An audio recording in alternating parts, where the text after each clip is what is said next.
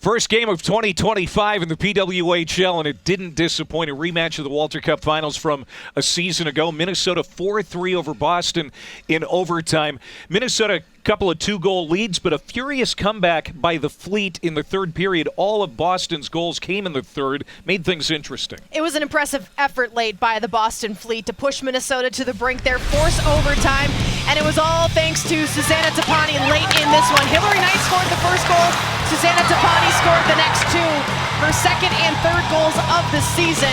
The second leading goal scorer for the Boston Fleet, and scored them in two different ways. First one was kind of a greasy net front goal. Second one was just a good shot coming off the rush, and Susanna Tapani single-handedly put Boston back in this game late in that one, and what an impressive performance by the former Minnesota Frost player. It's always feels good to get some revenge on your former team, that's for sure. So the game goes to overtime tied at 3, and it was back and forth with the 3-on-3 situation.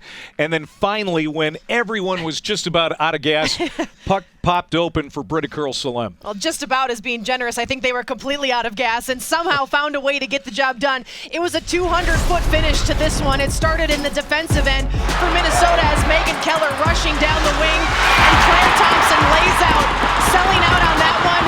The feet up ahead to Britta Curl, tucks it home in the final seconds of overtime, and in the post-game interview, she said to Katie, I think that was the slowest breakaway goal I have ever scored.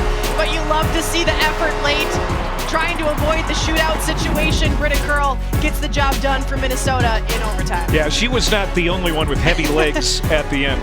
Everyone was gassed.